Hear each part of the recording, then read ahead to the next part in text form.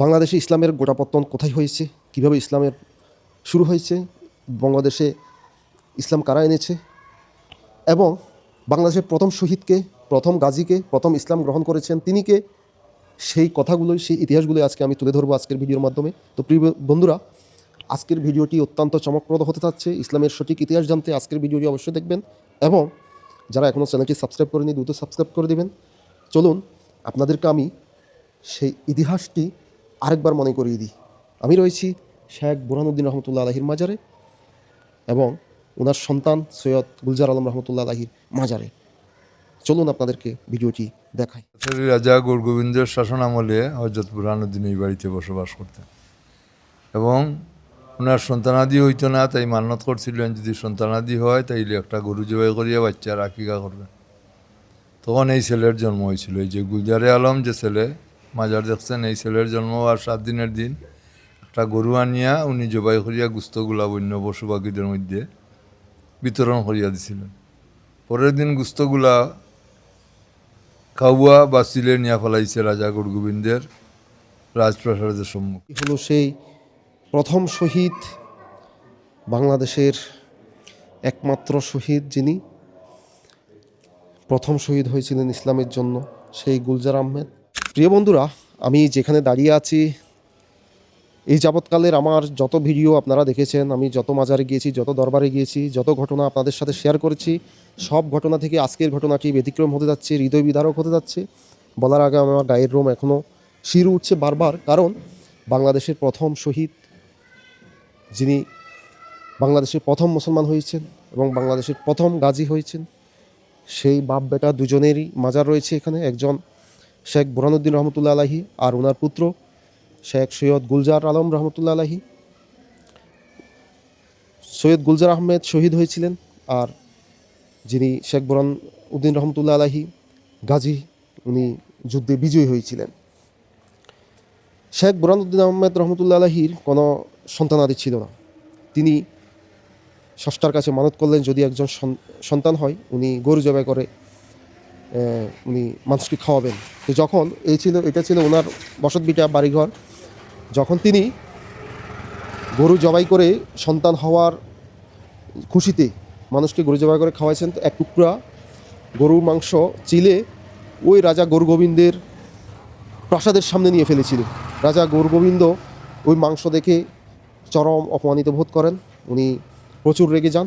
রেগে উনি সেই বহু আরাধনার ফল শেখ বুরহানুদ্দিন রহমতুল্লাহ আলাহির একমাত্র সন্তান সৈয়দ গুলজার আহমেদ রহমতুল্লাহ আলাহিকে জবাই করে নৃশংসভাবে হত্যা করেন। এটি খুবই দুঃখজনক এবং ইসলামিক ইতিহাসে এটি বেদনাদায়ক একটি ঘটনা। আজকে সেই বেদনাদায়ক ঘটনার সাক্ষী হতে যাচ্ছেন আপনারা। আমি আপনাদেরকে সেই জায়গায় নিয়ে যাচ্ছি, ইসলামের একটি ঐতিহাসিক স্থান, বাংলাদেশের যার কারণে ইসলামের গোড়াপত্তন হয়েছে, সে শেখ সৈয়দ বুরহানুদ্দিন রহমতুল্লাহ আলাহি। তিনি মনের দুঃখে দেশ ছেড়ে গেলেন, তিনি যাবেন মক্কায়। গিয়ে মক্কায় তখন ভারত হয়ে যাওয়া লাগতো, তখন তিনি যাচ্ছিলেন ভারত হয়ে। দেখা হয়ে গেল নিজামুদ্দিন আউলিয়ার সাথে, খাজা বাবার সাথে।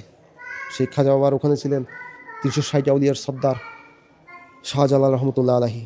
এই শাহজালাল রহমতুল্লাহ আলাহিকে বাংলাদেশে পাঠালেন অত্যাচারী রাজার বিরুদ্ধে যুদ্ধ ঘোষণা করার জন্য। সেই খাজা বাবা তিনি বাংলাদেশে আসলেন, সিলেট অঞ্চলে এসে রাজা গৌরগোবিন্দের বিরুদ্ধে সরাসরি যুদ্ধ ঘোষণা করলেন। আমি সেই ইতিহাস, সেই লোমহর্ষক ঘটনার সেই সাক্ষী, ওনারা পিতা পুত্র দুজনের মাজার, সেটি আপনাদেরকে আমি দেখাতে চলেছি। আসুন আমি আপনাদেরকে দেখাই। আমি প্রথমে ঢুকতেই যেটি আপনাদেরকে দেখাবো, এটি হলো সেই প্রথম শহীদ, বাংলাদেশের একমাত্র শহীদ যিনি প্রথম শহীদ হয়েছিলেন ইসলামের জন্য, সেই গুলজার আহমেদ। তার ফটক এখানে নাম ফলক রয়েছে, সেটি একটু আপনাদেরকে দেখাই। শহীদ সৈয়দ গুলজার আহমেদ আলম রহমতুল্লাহ আলাহি। একটি শিশু বাচ্চা, দেখেন এটি একটি শিশুর মাজার, শিশুর সমাধি। তারই পাশে রয়েছেন সেই ইসলামের প্রথম গাজী সৈয়দ বুরহানুদ্দিন রহমতুল্লাহ আলাহি। এটি হলো উনার রওজা। তিনি বাংলাদেশের প্রথম গাজী। উনি মুসলমান হয়েছেন শাহজালাল রহমতুল্লাহ আলাইহির হাতে। আর এ পাশে রয়েছেন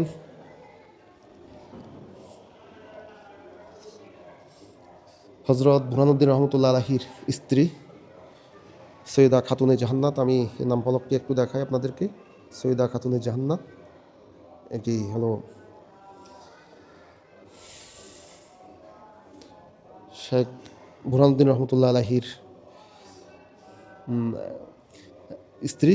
তিনি পুত্র শোকে সেই যে জ্ঞান হারালেন, ওনাকে আর জ্ঞান ফেরানো যায়নি, উনি ওভাবেই দুনিয়া ত্যাগ করেন।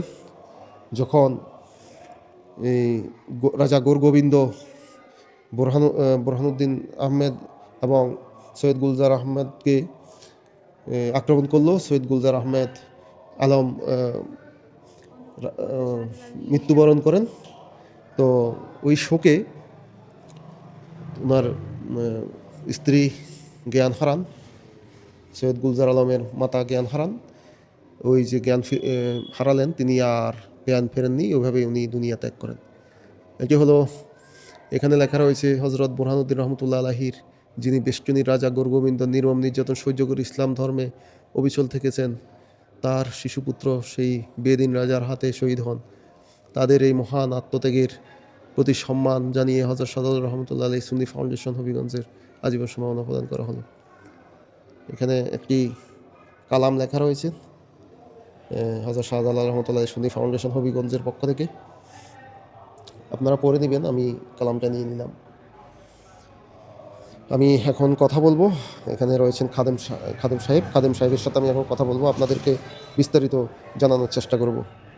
আমি এখন মাজারের যিনি খাদেম রয়েছেন, সম্মানিত খাদেম, উনি বংশ পরম্পরায় এই মাজারে খেদমত করে আসছেন, সেই সম্মানিত খাদেম সাহেবের সাথে আমি একটু কথা বলে হজরত বুরহানুদ্দিন এবং উনার সন্তান সৈয়দ গুলজার আলম রহমতুল্লাহ আলাহির যে হৃদয় বিদারক ঘটনা, সেটি একটু জানার চেষ্টা করব, আপনাদেরকে জানানোর চেষ্টা করব। আসসালামু আলাইকুম। ওয়ালাইকুম আসসালাম।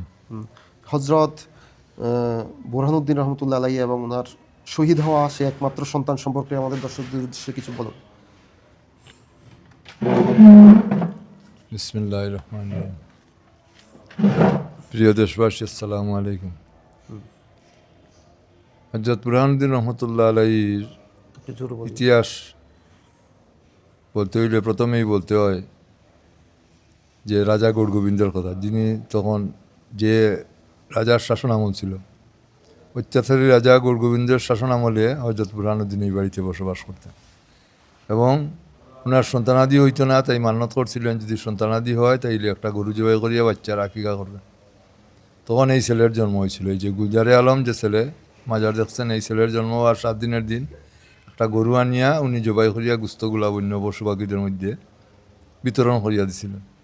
পরের দিন গুস্তগুলা খাওয়া বা সিলে নিয়ে ফেলাইছে রাজা গোরগোবিন্দের রাজপ্রাসাদের সম্মুখে। তখন মাংসখণ্ড আনিয়া রাজার লোকজন পরীক্ষা নিরীক্ষা করে দেখছে যে এইটা গরুর গুস্ত। তখন রাজাকে জানাইছে, রাজা রাগ করিয়া নির্দেশ দেয় অপরাধীকে আমার সম্মুখে হাজির করো। তখন রাজার লোকজন চতুর্দিকে ছড়াইয়া পড়ে এবং এই বাড়ি হইতে ওনার ইয়েকে হযরত বুরহানুদ্দিনকে দরিয়া নিয়ে যায় রাজপ্রাসাদে, নিয়ে ওনাকে ব্যাপক জিজ্ঞাসাবাদ করে এবং এক পর্যায়ে ওনার ডাইনস্থ দ্বারা গরু জবাই করছিলেন, ডাইনস্থ কর্তন করা হয় এবং ওনার ছেলেকে জবাই করে হত্যা করা হয়। জবাই করা ছেলেকে যখন ইনি এই বাড়িতে নিয়ে আসেন, ওনার স্ত্রী এই দৃশ্য দেখে জ্ঞান হারাইছিলেন, আর জ্ঞান ফিরে পান নাই। ওনার স্ত্রীও মারা গেলেন। হযরত বুরহানুদ্দিন স্ত্রী পুত্রকে দাফন খাফন করে পায়ে হাঁটিয়া মদিনায় যাওয়ার উদ্দেশ্যে রওনা দিয়া দিল্লিতে নিজামুদ্দিন আউলিয়ার দরবার শরীফে হযরত শাহজালাল রহমতুল্লাহ আলাইহির সাক্ষাৎ পান এবং ওনার দুঃখের কাহিনী শাহজালালকে বর্ণনা করেন। হযরত শাহজালাল 360 আউলিয়া নিয়া বুরহানুদ্দিনের সঙ্গী হইয়া এই সিলেটের জমিনে আসেন। আসার পর গোরগোবিন্দের সাথে লড়াই হয়, মুসলমানের বিজয় হয়। আমাদের এই অত্র অঞ্চল মুসলমান হওয়ার পিছনে সবচেয়ে বড় অবদান যার, তিনি হইতেছেন হযরত বুরহানুদ্দিন। ইনির দ্বারাই আমরা হযরত শাহজালালকে পাইছি। আর শাহজালাল এই দেশে আসার অর্থই হইল ইসলাম আসা। তাই আমি দেশবাসী সবাইকে আহ্বান জানাবো যে আপনারা যার জন্য আমরা এত কিছু এত উপকার পাইছি, যিনির বলিদানের বিনিময়ে আজ আমরা মুসলমান দাবি করতেছি, মুসলমানের ঘরে মুসলমান জন্ম হইতেছে, সেই বাড়ির প্রতি একটু সুদৃষ্টি রাখবেন এবং নিজেকে ঋণী মনে করিয়া বুরহানুদ্দিন আমাদের জন্য এত কিছু করছেন, ওনার কাছে ঋণী মনে করিয়া ওনার মাজার শরীফ জিয়ারত করিয়া ভক্তি শ্রদ্ধা জ্ঞাপন করবেন, এই আশাটুকু ব্যক্ত করিয়া আমি আমার বক্তব্য এখানে শেষ করলাম। আসসালামু আলাইকুম রহমতুল্লাহ বরকাত। ওয়ালাইকুম সালাম, আপনাকে অসংখ্য ধন্যবাদ। আপনি অত্যন্ত মূল্যবান কথা বলেছেন আমাদেরকে। অনেক তথ্য আমি পাচ্ছি যেগুলো হাতের লোম দাঁড়িয়ে যাচ্ছে, আমার শিহরে উঠছি। হৃদয় বিদারক তো বটেই, হজরত বুরহানুদ্দিন রহমতুল্লাহ আলাহির হাত কর্তন করা হয় এই গরু কোরবানি দেওয়ার কারণে। তার নিষ্পাপ সন্তানকে জবাই করা হয় নৃশংসভাবে, সেই রওজাটি আমি দেখিয়েছি। তো প্রিয় বন্ধুরা, ইসলামের শিক্ষা আমাদেরকে যে শিক্ষা দিয়েছে সেটি এই বঙ্গজমিনে বাংলাদেশে আমরা 360 আউলিয়া, শেখ বুরহানুদ্দিন, হজরত শাহফরান সহ 12 আউলিয়া এবং বাংলাদেশে আনাচে কানাচে ছড়িয়ে ছিটিয়ে যে আউলিয়াগুলো রয়েছে তাদের মাধ্যমে আমরা সেই শিক্ষা পাই। এই যে আমরা বাংলাদেশে ইসলাম, আমরা অনেকেই তৌহিদি জনতা সাজি, আমরা অনেকেই বড় বড় হুজুর, মুফতি, মুহাদ্দিস, শায়খ সাজি। তাদের ত্যাগ, উলিয়াদের এখানে যে কুকুর রয়েছে, উলিয়াদের দরবারে যে অবুজ পশু পাখি রয়েছে, তাদের ত্যাগের কাছেও নস্যি কিছু না। এই যে শিশু সন্তান শুয়ে রয়েছে নিষ্পাপ, কী ছিল তার অপরাধ? তো প্রিয় বন্ধুরা, আমি আজকে আপনাদেরকে ঘুরে ঘুরে সে ইসলামের গোড়াপত্তন যেখান থেকে হয়েছে, সে ঐতিহাসিক ইসলামের একটি ইতিহাস এখানে রয়েছে, যেগুলো আমরা কেউ ঘাঁটি না। এই মাজারগুলো আমরা উল্টো ভাঙতে আসি, তারা কারা আমি জানি না, ইসলামকে বিনষ্ট করতে আসি আমরা। কিন্তু এই দরবারটি আজকে এখানকার এভাবে থাকার কথা না, এখানে মিউজিয়াম হওয়ার কথা। ইসলামের যে ঐতিহ্যগুলো সংরক্ষণ রাখার কথা সেটি নেই, সেটি অবহেলিতভাবে এইভাবে পড়ে রয়েছে। তো আজকে সেই মূল্যবান দৃশ্য আপনাদেরকে আমি দেখাতে সক্ষম হয়েছি, মালিকের কাছে আমি অশেষ কৃতজ্ঞ। তো প্রিয় বন্ধুরা, ভিডিওটি কেমন লেগেছে সেই কমেন্টে জানাবেন। দেখা হবে নতুন কোনো ভিডিওতে, নতুন কোনো স্থানে, নতুন কোনো দরগায়, নতুন কোনো আল্লাহর ওলির দরবারে। ততক্ষণ পর্যন্ত আপনারা সুস্থ থাকবেন। আমি এখানে শেষ করছি। সবাইকে ধন্যবাদ। আসসালামু আলাইকুম।